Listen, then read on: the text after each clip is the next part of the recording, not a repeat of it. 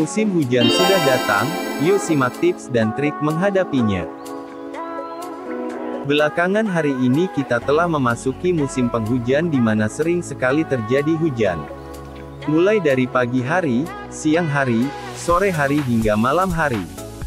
Hujan sendiri merupakan sebuah proses penguapan yang terjadi di permukaan bumi dari wilayah perairan, tumbuhan, atau daratan. Proses terjadinya hujan berhubungan dengan siklus air atau siklus hidrologi. Siklus tersebut akan menyebabkan air turun dari atmosfer ke permukaan bumi. Hujan dapat terjadi karena adanya represipitasi uap air dari awan di atmosfer. Awan tersebut kemudian membentuk uap air. Angin membawa uap air sehingga menyebabkan terjadinya penyebaran uap tersebut. Ketika butiran air atau kristal es tersebut sudah memiliki ukuran besar, maka butiran tersebut akan jatuh ke permukaan bumi. Proses jatuhnya butiran atau kristal es ke bumi disebut sebagai presipitasi. Hujan memang memiliki segudang manfaat seperti dapat menyuburkan tanaman, sebagai persediaan untuk air minum, mendukung keberhasilan dalam melakukan aktivitas bercocok tanam, menghemat air tanah, menjaga kelangsungan kehidupan manusia dan memperbaiki kualitas udara. Dan dalam Islam pun juga turut diajarkan bahwa air hujan adalah rahmat dan rezeki yang Allah turunkan bagi umat manusia. Seperti dalam firman-Nya, Quran Surah Kahf 9. Dan dari langit kami turunkan air yang memberi berkah lalu kami tumbuhkan dengan air itu pepohonan yang rindang dan biji-bijian yang dapat dipanen. Ayat ini membuktikan bahwa hujan adalah rahmat Allah SWT dan apabila mengeluh karena hujan artinya kita tidak mensyukuri rahmat yang Allah SWT berikan. Oleh karena itu, Nabi Muhammad SAW mengajarkan kita ketika turun hujan untuk senantiasa mengucapkan doa, Allahumma shoyiban nafi'ah, yang artinya, Ya Allah jadikanlah hujan ini adalah hujan yang bermanfaat, hadis riwayat Bukhari dan Ibnu Majah. Akan tetapi di balik segudang manfaat tersebut, hujan yang terjadi secara terus-menerus atau dalam intensitas curah hujan yang tinggi menyebabkan banjir.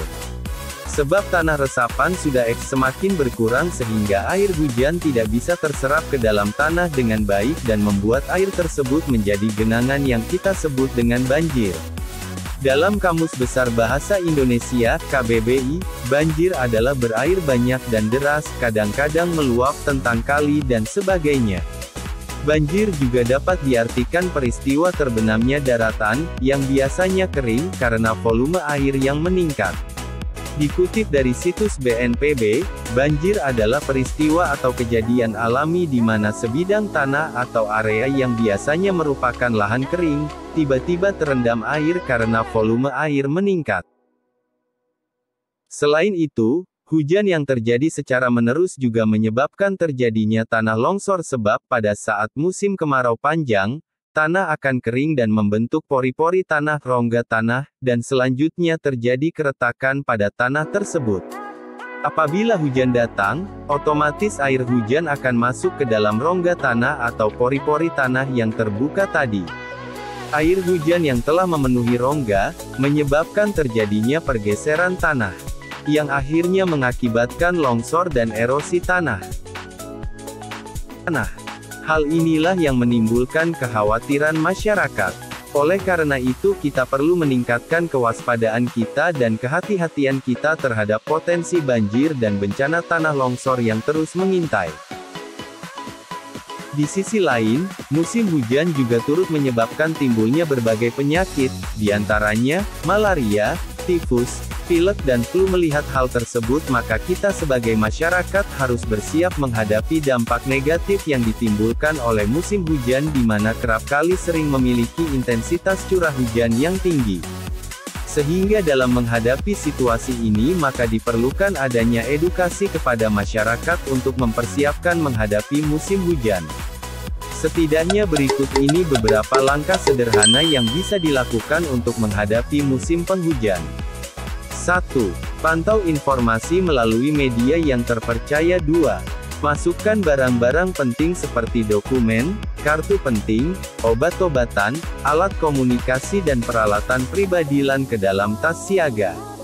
3. Amankan barang berharga dan elektronik di tempat yang lebih tinggi, matikan listrik agar tidak terjadi konslet. 4. Ketika harus mengungsi, ikuti saran pemerintah setempat dan relawan. 5. Biasakan hidup bersih dengan rajin membersihkan lingkungan sekitar agar tidak menyebabkan adanya sarang nyamuk yang membawa penyakit DBD atau malaria. 6. Hidup sehat dengan mengkonsumsi makanan sehat dan bergizi agar daya tahan tubuh tetap terjaga di musim penghujan ini. Adapun untuk mencegah bencana tanah longsor yang juga kerap kali timbul di masa musim penghujan dapat dilakukan beberapa hal berikut ini. 1. Hindari membangun rumah di bawah atau dekat tebing. 2. Hindari buka kolam atau perkebunan di lereng yang dekat dengan pemukiman warga. 3. Apabila terlihat ada retakan, segera tutup retakan tersebut dengan tanah yang kemudian dipadatkan supaya air hujan tidak bisa menerobos celah-celah tanah. 4. Pembuatan saluran pembuangan air (SPA) yang otomatis bisa menjadi saluran penampungan air tanah (SPAT). Saat curah hujan tengah tinggi saluran menjadi SPA, tetapi ketika intensitas hujan rendah dapat berubah menjadi SPAT. Selain itu ketika banjir dan tanah longsor terjadi segeralah 1. Sigap melakukan penyelamatan dan memberikan pertolongan dengan cepat dan tepat pada korban. Hal ini pun dilakukan agar korban bencana tidak bertambah banyak. 2. Melakukan rehabilitasi, memulihkan kondisi korban beserta sarana dan prasarana. Contohnya keadaan ekonomi dan sosial, termasuk sarana transportasi. 3. Menyiapkan relokasi para korban bencana. Hal yang terpenting adalah jika terjadi banjir atau tanah longsor upayakan untuk tidak panik, segeralah mencari pertolongan. Sebab jika panik maka kita akan kesulitan berpikiran jernih sehingga akan sulit mencari solusi atas permasalahan yang terjadi. Dengan demikian melalui hal tersebutlah kita dapat meminimalisir kemungkinan-kemungkinan buruk untuk terjadi dan dengan ilmu tersebut pulalah kita dapat bersikap cerdas dan siap menghadapi musim penghujan. Selain itu hal ini dilakukan untuk menghindari adanya korban jiwa. Sekian terima kasih, semoga bermanfaat. Jangan lupa like dan subscribe. See you all in the next video.